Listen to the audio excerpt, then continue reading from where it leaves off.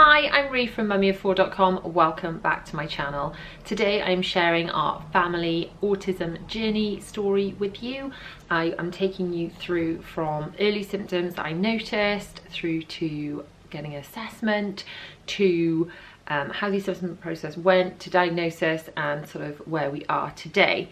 Now, the reason I'm filming this video, if you have watched my Instagram stories lately, and if you're not following me on Instagram, make sure you go and follow after you finish watching this video. But anyway, I shared on my Instagram stories that my 5-year-old Bella had been for an autism assessment, and I was talking about how I felt about that and how that went, and I will discuss how that whole assessment went in this video when we get to that sort of part of the story, so keep watching for that. But the long and the short of it is I had so many questions flooding in and so many parents who felt they were in a similar position. They had concerns about their children, and I have put out content both on my blog and the YouTube channel before now about autism, but I had so many questions coming in and I thought the best way to answer them was to make this video and just really share our story and try and cover as much as I can, trying to cram it all in. So bear with me, I hope I can remember it all. If there are any questions that you have after you've watched this video and you still feel there are any gaps, please leave them in the comment box below, and then I will try and get to those. That will either become future videos or blog posts or whatever, and I will try and kind of address all of those questions. Before we dive into it all, if you are new here, welcome. Please subscribe, hit the bell to be notified when I post new videos every Tuesday, Thursday and Sunday at 7 PM. I normally post loads of speed cleans, as well as shop with me's, hauls, day in the life videos, vlogs, as well as kind of parenting tips, tricks, hacks and advice, that kind of thing. And I think now I will probably be sharing some more kind of this autism stuff if that's what you guys are kind of interested in hearing about. So look out for some more of that too. Before we get into the real story, I just want to remind you that I'm not a doctor. So I'm just a mum who has children that have been through this or are going through this. So this is my experience, and if you have any concerns about your own children, as with anything at all, please do speak to your own doctor. I will share with you the process that we went through, but I think it can vary definitely from country to country, but even from kind of different boroughs or health trusts, health boards would have like different systems and things. So what I'm sharing was applicable where I live at the time that we went through the process, but even, you know, as you're watching this video, perhaps, you know, a little way in the future, things may have changed again. So just make sure you speak to your own doctor. I hope you find this a useful guide, but do make sure you speak to your own health professional if you have any concerns at all. Okay, now we can get into the story. So I guess it starts with William. William is 7 at the time of filming, nearly 8. Now, I had my first concerns about William at a different time to with hindsight that symptoms were kind of showing. I think hindsight is 20/20, isn't it? And when I look back with all that I know and all that I've learned now, there were signs being exhibited that I really didn't pick up on as early as perhaps I would have done if I'd known what I know now. But I guess that's just parenting all over, isn't it? You know, wow, if I could go back and do things differently. But William was a very, very happy child. He was very rigid in his ways. So he, like for example, food, he started off, we did baby-led weaning, he ate everything. And then it narrowed down and down until he had this very healthy but very specific diet. So he would only eat the same thing for breakfast. So he'd have a really healthy breakfast. He had the right amount of fruit and veg and everything, but he would have the same breakfast, the same lunch, and the same evening meal, to the point where when we went away to France in a touring caravan, I had to like pre-prepare. He would eat this one pasta dish with all this hidden vegetable stuff in it. I had to prepare enough for every night before we went and put it in the freezer, because he literally would have starved if I hadn't taken that food for him. And that may sound extreme. You might be like, well, just, you know, but you just need to sort of man up and get your child to eat.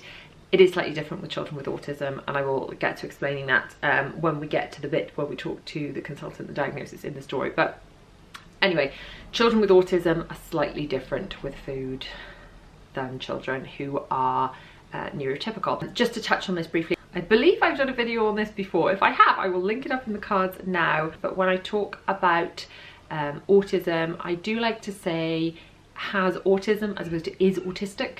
I don't know if that's like a me being really PC thing, but I see autism as a part of the person as opposed to the whole thing. So they have autism as opposed to are autistic. And then when I talk about children or adults or anyone at all who are not on the autism spectrum, who do not have autism, I would say that they are neurotypical. So just to kind of clear that up when, before I start kind of going on and on, you think, what is she on about? So he was a really lovely, happy child, like I said, but he had these really specific needs. So his food narrowed down and down and down until he would only eat these really specific meals.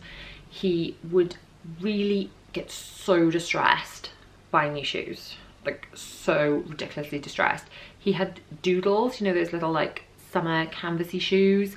He had this pair of doodles with boats on them, and he would only wear those shoes. I can remember him having a total meltdown trying to get him to wear wellies, totally lost it. And even these doodles he would take off the second he had the opportunity. So I'd have to put his feet in the foot muff in the pram, otherwise he'd take his shoes off and he would just be barefoot. He would wear these doodles even if it was snowing, and the second we went indoors anyway, he'd take them off, even if it was just the post office or something. So every time we went shoe shopping, he would just I'd have such a terrible meltdown. He'd be so anxious. I'd just say, can you just bring me a larger pair of doodles, please? And I would just pretend that they were his shoes with them back on him. And that was the only way we could get around it. Other quirks, he went through a phase of being absolutely terrified of wrapping paper, and not just the wrapping paper itself, but he was given a toy. It was one of the Thomas the Tank Engine trains that had come out of wrapping paper, so he had seen it being unwrapped. So I disposed of the wrapping paper, but because he knew that this train had touched wrapping paper, it's like he thought it was poisoned and he wouldn't go anywhere near it. And he was very young at this stage. I mean, we're talking coming up to 2, you know, he was really like terrified of wrapping paper. So we couldn't wrap anything, we couldn't show him anything that was being wrapped. Thinking about it now, you know, it seems like a million miles away, because now he loves wrapping paper. So that was a phase that he went through, but just because that particular phase is past, it doesn't mean the autism has. So other things he'd really struggle with, he absolutely hated getting his hair cut. I have got a photograph of him being held upside down. My husband's holding him, there are 2 others holding him. He was nearly 3 at the time, having his hair cut, just really losing it. If we went to like children's parties and things, or sort of toddler groups where they'd be like singing and stuff, and I would be sitting in a circle, or parties with people sitting around a table, he would just do laps round and around the room, just round and round and round and round and round. He just didn't want to join in. He didn't make as much eye contact as I would expect. But the thing is, a lot of these things, because he was very bright, and I would just like to add, a lot of people think everyone with autism is exceptionally bright or gifted. It's not necessarily the case. Some people with autism are gifted, some neurotypical people are gifted, but not all people or children with autism are automatically super intelligent or gifted. So William is lucky. He is also, as well as having autism, gifted. He is exceptionally bright. So he could read quite fluently before he started school, which was a couple of months after his 3rd birthday. He was 3 in the January, he started school at Easter. But the reason this is relevant and why I was kind of bringing it up is that he flew through his 2-year check. So he stood up in his 2-year check, recited the alphabet, counted everything. He passed all the tests with flying colours. So sometimes children who have autism but don't have learning difficulties as such, as in different learning difficulties with, you know, things like speech or language or things like that, would be far harder to pick up and detect than children with other delays. So William flew through his 2-year check. With hindsight, I can now see there were a lot of red flags at the time, but because he was so bright, there were no concerns from the health visitor. And it was just, he was always really happy if he was with me. I found that routine worked so well for him, and you've heard me talk about routine anyway. Routine works so well for children, especially if you've got more than one child. I found routine worked when I had my eldest, who was in full-time school, and I had William at home. The only way I could make it kind of work around school runs and things was routine. And luckily, I think this is something that sort of professionals have said to me along the autism assessment process, that if I was much more kind of go with the flow mum, I think William would have struggled a lot more. Because I was naturally a fan of routine, he was therefore a happier child at home. I mean, routine, I could bang on about that all day. I think it's fantastic. It works for all children, but definitely children with autism really thrive more with routine. So anyway, my husband was working full time. I was home with William. He was with me all the time. He was always happy with me. I could always anticipate his needs, so he was never really that anxious as such, unless, you know, I tried to buy shoes or something. But, you know, on a day-to-day basis, I gave him what he needed. He was happy. I was sort of semi-accused, is that the right word, by some people in my life at the time of making him the way he was, by making him totally reliant on me, because he wasn't that interested in other people, not especially interested in other children, definitely not interested in other adults, just not even really hating them, just totally disinterested. I sort of looked at them like, ugh, no thank you. There were a couple of people who did think that I had done that to him and that was my fault or whatever, and obviously now we can see it was just sort of a trait of autism. As William started school, we had like a little meeting with the teacher before he went in, and I was concerned about him because I didn't feel he was ready for the classroom environment. So I had a chat with his teacher that was going to be his teacher, and luckily was going to be his teacher for a couple of years, which we didn't know at the time, but really she saw us through and she was amazing. But I had a word with his teacher and I said, look, he can already read. She's like, oh, we don't do that now. She's like, no, he can already read, he can already do that, you don't need to. So that's quite unusual for the children of that age. But you're not going to get him to sit down, you're not going to get him to join in, you're not going to get him to keep his shoes on. And I had these big concerns about him fitting in, and I said very flippantly, I'm pretty sure he's somewhere on the spectrum. And, you know, I was quite sort of upfront with her. I had these concerns, but I was kind of, they were not front of mind. I don't know if that makes any sense. I was quite flippant about it, quite sort of, oh well, I'm sure that's how it is. But I don't think I didn't think I thought it was really there. A little bit of denial, I suppose. So I kind of knew there was something going on, but wasn't quite ready to address it. I don't know. Anyway, a couple of weeks later, she'd been teaching for a while. She pulled me aside, you know, the classic, can I have a word? You always worry, don't you, when like the teacher wants to have a word. You're like, oh God, what's my job then? And she said, you know what, I think you were right. I said, what about William having autism? And then I was just like sheer shock, even though I was the one that had brought it up. So I spent 48 hours in utter denial. I called the health visitor around and I was like, I researched all the other things it could be that had similar symptoms to autism that were not autism, because I was convinced that, you know, well, I was in denial, wasn't I? Let's face it. I brought the health visitor around and I said, look, the school now think he's got autism. It's clearly he's just more able and talented, and children who are exceptionally gifted can often exhibit these symptoms. So she's like, yeah, that all sounds quite plausible. So I went back to the school and I said, I've spoken to the health visitor, and she just thinks, she agrees with me, she's just gifted. And this teacher, who's lovely, and I'm very lucky to be in William's life, said, no, you were right the first time. And I was like, oh. And that was quite hard to hear. Even though I knew in my heart of hearts there was something going on, that was quite hard to hear. So I realised from that point we need to get William assessed. It needs to happen today. Now, this process is notoriously long. Now, in the area which I live at the time William had the diagnosis, age 5 seems to be the magic cut-off number. Children pre-5 who are still under the health visitor would be going through the assessment process under the health system, and children over the age of 5 would be no longer under a health visitor, would go through the education system. And the education system is notoriously a nightmare compared to the health system for getting a diagnosis, because it is much slower, there's not as much funding, and it's just, so you're dealing with educational psychologists having to come into the school and assess them that way, rather than going from the health visitor having a referral to like a paediatric assessment unit with a specialist consultant. And basically it's just a lot quicker and cleaner. So check what it's like in your area.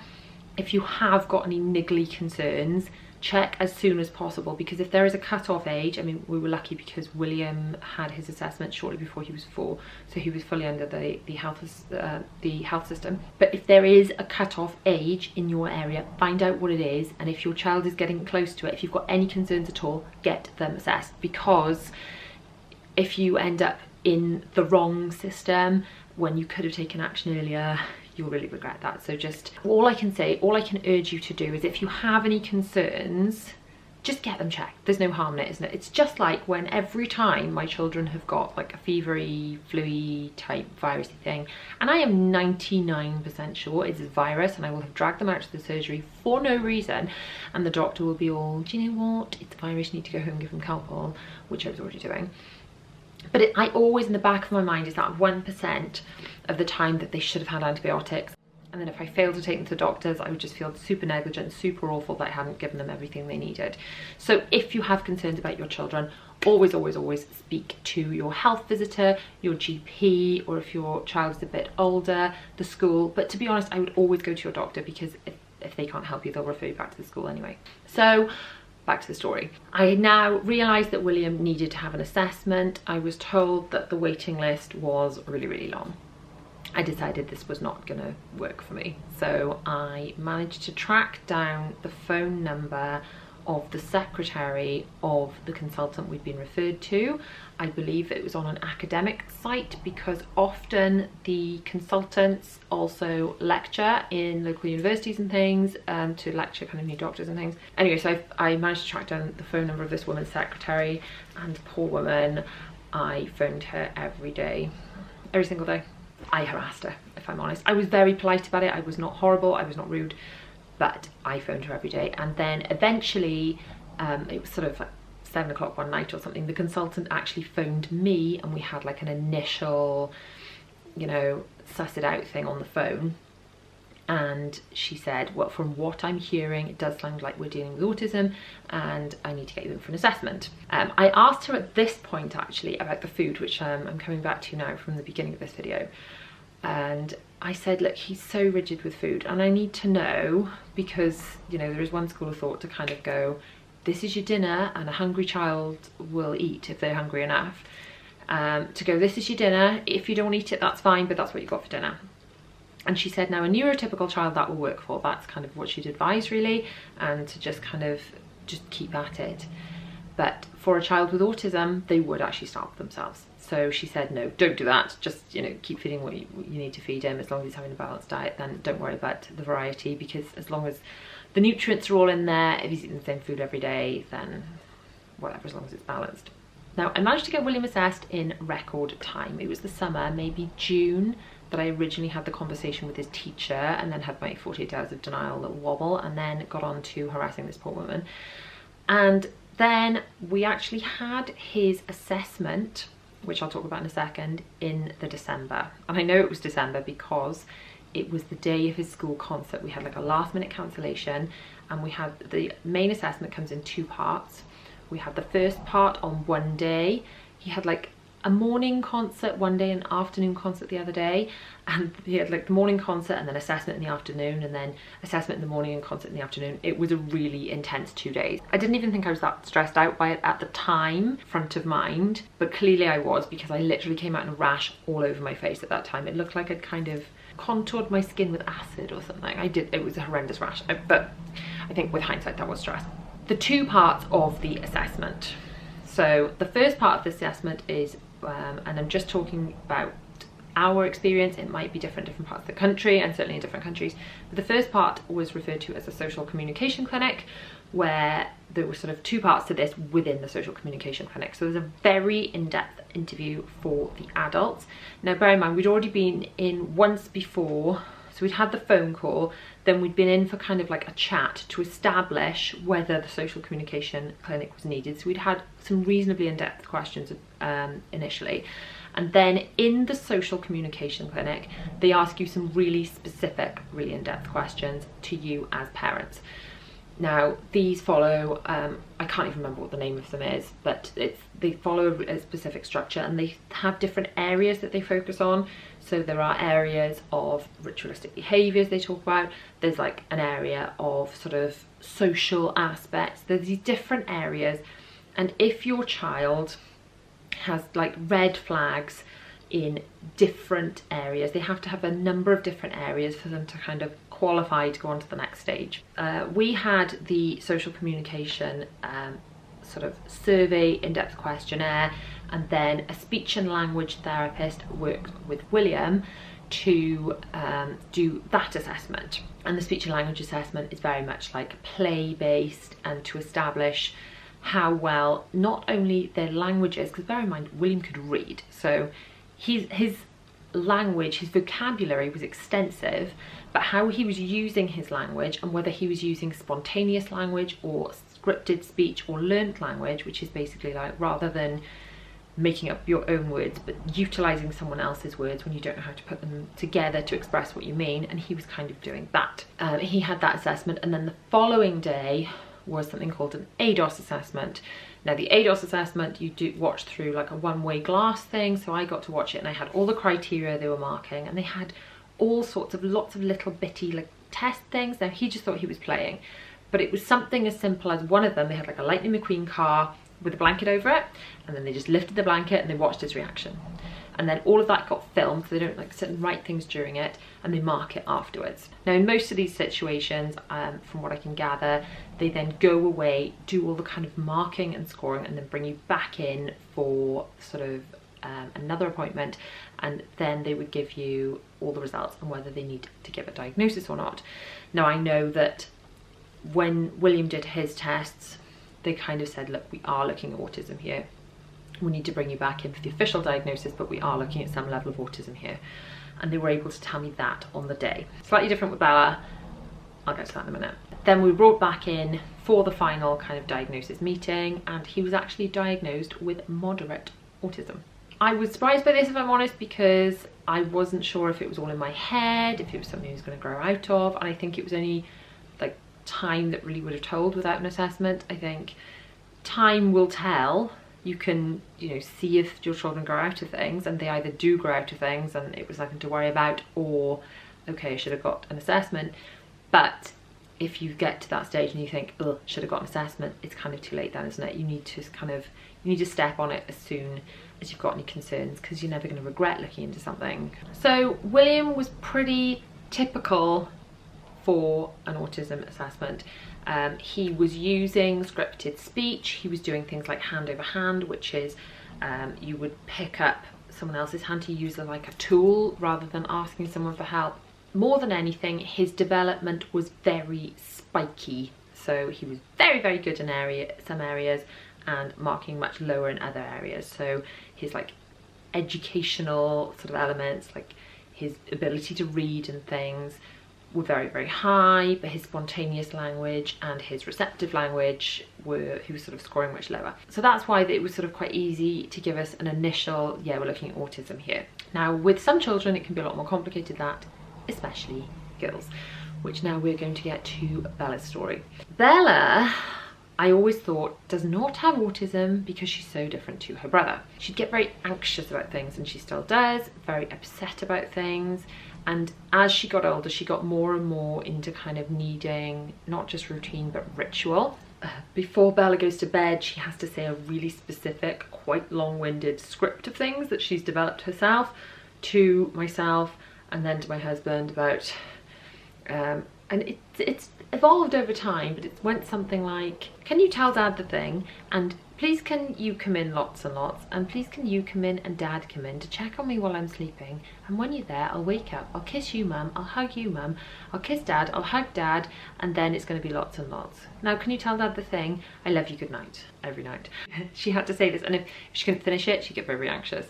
She still does. Now it's evolved slightly from there to a slightly different script, and it's evolved from a slightly different script, but really she's the only one that's allowed to change the routine, and if she doesn't say this thing every night she gets very, very upset. So there are these little quirky things that we've worried about with Bella for a little while, and she gets so upset about things, like sort of disproportionately upset then, shall we say. Bella will get so beside herself upset over something that a neurotypical person may consider something quite small. Now I always thought, but she's not like William at all, so she doesn't have autism. You know, she's not doing hand over hand, she's making eye contact, she seems quite sociable, all these things, all these really obvious autism signs, she wasn't exhibiting. Then I did a bit of digging, I did a bit of reading, and by all accounts girls exhibit very, very differently to boys when it comes to autism. Now my concern with Bella isn't how she's coping now, because the school have zero concerns about her. She's doing really well, she's thriving, she is performing at or above her age level in all areas of the curriculum. So they have no concerns. My concern is that if there is underlying autism going on, girls apparently hide it really, really well, so don't end up getting a diagnosis till they're much older, and then you get a lot of girls with autism becoming teenagers before they even get diagnosed, and then they end up feeling really depressed and they don't fit in, and they just really struggle when they needn't have struggled quite so much if they had had that support and that help and just that understanding of what's going on. So I didn't want that for her. I had the whole age 5 thing hanging over my head. I really felt that if she needed any kind of help and we left it beyond age 5, we basically, if there was a problem and we waited for it to get bad before we got any help, then we would have missed this age 5 thing, and then we'd be in the education system as opposed to the health system, and it would be a nightmare. So I decided that because I had these niggling back of my mind doubts, and girls present differently, which I only learnt later on, to get her checked. Now the health visitor couldn't actually see any evidence of things in the assessment. They do, the health visitor will do the kind of thing that they used to do in the 2-year check. I think they've even changed the 2-year check to something else. I think it's at 20 something else, 28 months or something. They do these little tests which normally they will kind of use to decide whether they need to refer or not, but really the health visitor's job is not to diagnose anything, but just to decide whether you need a referral. And if you really insist that you need a referral, I doubt any health visitor is going to say, I'm not referring this child if you've got genuine concerns. So I went to her and I said, look, I've got genuine concerns, I need it referred please. And she said, no problem at all, especially with family history, that's absolutely fine. One of the questions I have had is autism genetic? I don't know if they know 100%, but I think with autism, as with most things, they always look for family history, and if there is a family history, they are more likely to be concerned. So I don't know if there is a proven link when it comes to family history, but I know it's something they take into account. So we had our initial meeting with the team, the kind of paediatric consultants that deal with autism, and I sort of voiced my concerns, and they said they would ask for information from the school. Something I forgot to mention actually, between our first meeting and our sort of second meeting with the actual assessments, then there was a lot of paperwork to fill out. So the school had a load of stuff to fill out, I had a lot of stuff to fill out, just to kind of get background and history and more people's perspectives. So forgot to mention that, but that is also part of the process. Like I said, my head's a bit foggy after all that's gone on the last week, so you just have to forgive me. Anyway, so we're the first meeting for Bella with the paediatric team, and then all the forms went off to the school, and with William's forms, it was really quite straightforward because the school had kind of similar concerns to me. They were witnessing them in a different environment, so they were saying it in a slightly different way, and obviously they're like professionals in the teaching, so it gave kind of weight to my concerns. And then so my concerns from home coupled with the concerns at school, they were all quite cut and dry. Bella's forms were quite different because they came back with zero concerns from school. You know, they have seen no meltdowns from her, she hasn't exhibited any behaviours that would concern them. But then, like I said, autism in girls is a lot harder to diagnose, so I was still like, oh, okay, just because she hasn't exhibited any difficulties in school yet, bearing in mind William, even though he's thriving massively now, especially since his diagnosis and all the things we put in place for him, he is thriving and he's doing well in school. He will still hold it together more in school than he will at home. So I thought, you know, just because it's not happening in school doesn't mean it's not real. So they said initially that the school had no concerns, so they were going to send in a sort of an external psychologist to observe her in school.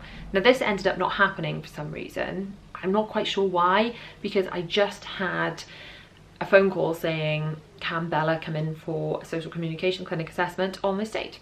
So I said yes. I was more than happy, you know, for her to get the assessment. I think I wanted the assessment because I wanted them to tell me it was all in my head. I wasn't sure with Bella if I was just seeing autism everywhere because I'm sort of so surrounded by it, or if I was picking up on far more subtle things because I know so much about autism. So either, you know, I don't know, I kind of thought it was all in my head. I thought it was the 99% of times where it's a virus and you just need to go home and give Calpol equivalent, you know what I mean? What I thought would happen in this appointment, I thought they would say, there are no concerns from us, there are no concerns from school, we can see you've still got concerns at home. And I would say, well, yes, her behaviour at home does still cause concern. I still don't know if it's all in my head.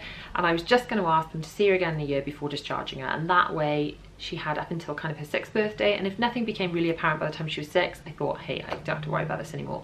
And that's kind of in my head how I thought the appointment would go. It was a bit of a tough meeting for me. Normally my husband would come with me for this kind of stuff. I would suggest that if you're going to one of these meetings, then you take someone with you that knows your child really well, because they ask all these questions like, do they do this sort of thing in this sort of situation? And you're like, trying to rack my brains, trying to make sure I answer thoroughly so they get the right diagnosis and come up with the right result. And it's really good to, you know, 2 heads really are better than 1. Anyway, as you know, we are currently going through a massive house renovation project. I shall link that up there.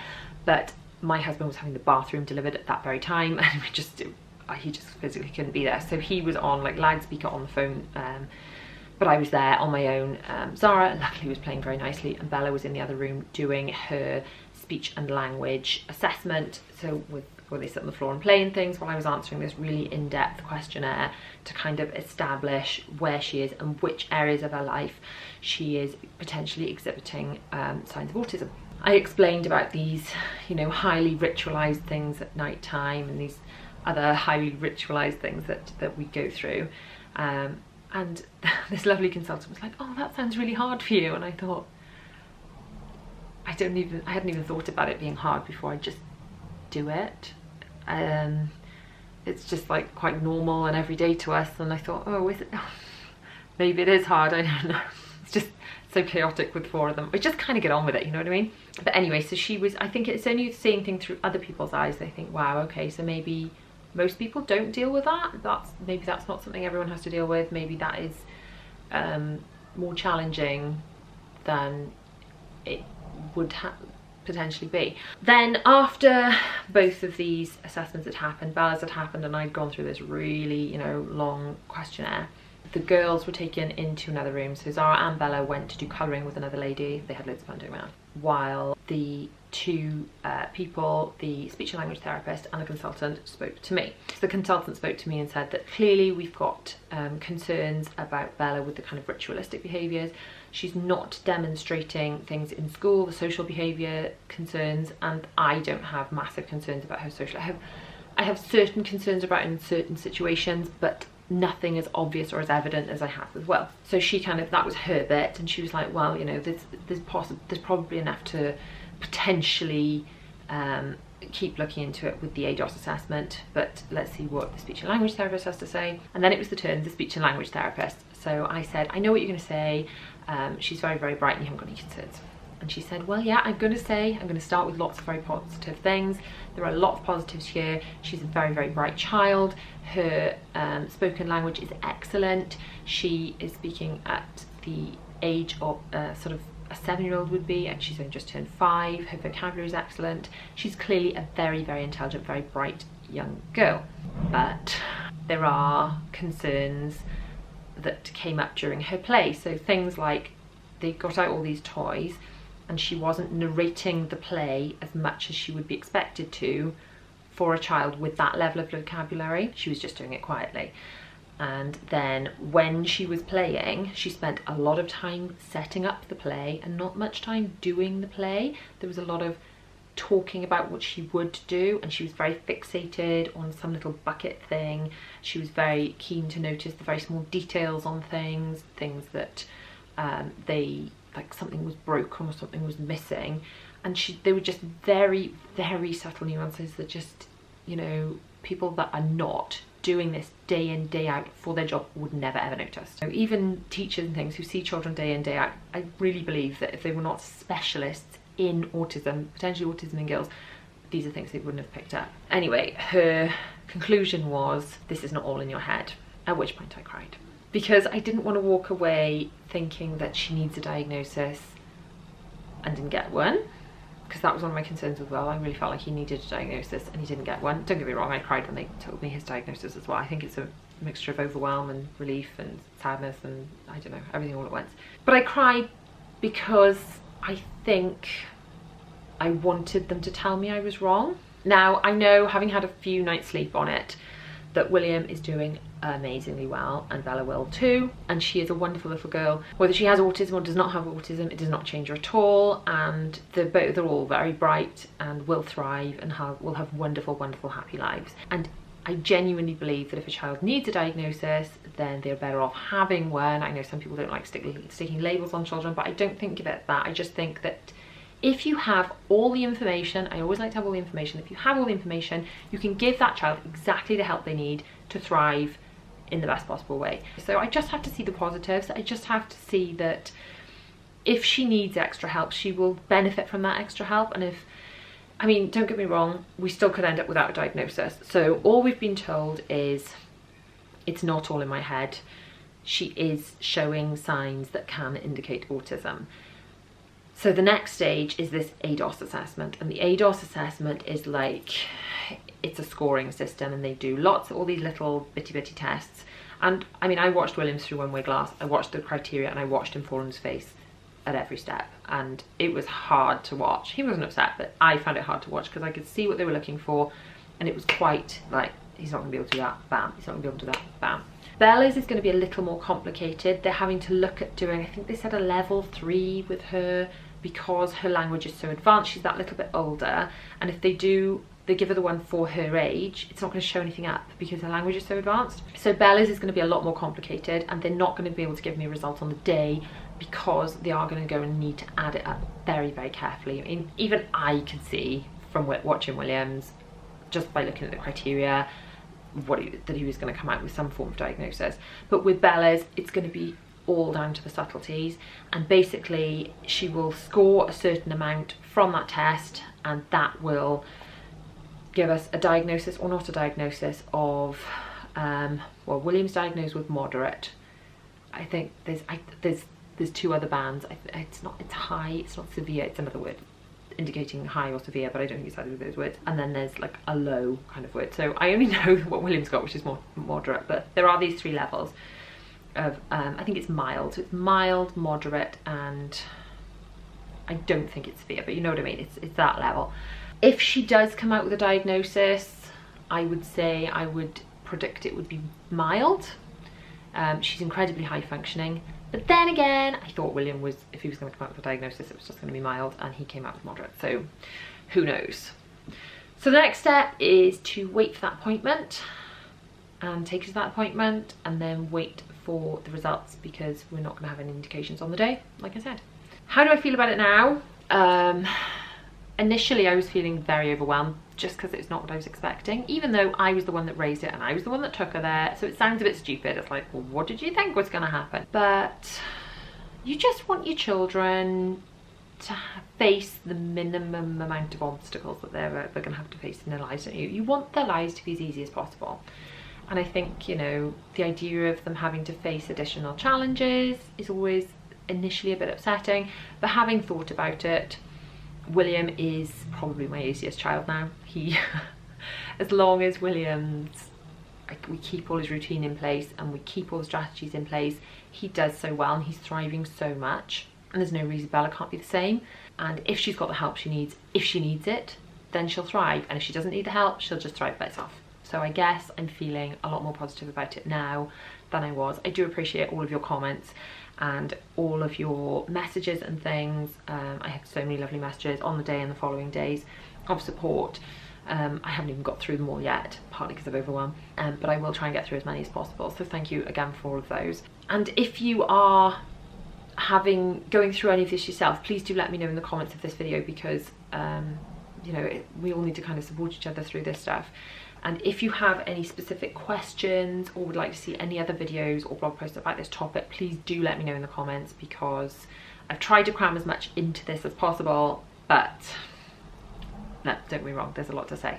Thank you so much for watching. If you've liked this video, please give it a massive thumbs up. Do not forget to subscribe, hit the bell to be notified when I post new videos every Tuesday, Thursday and Sunday at 7 p.m. My latest video is just over here, and if you want to catch more videos about autism, then they are just down here. I'll see you guys very soon.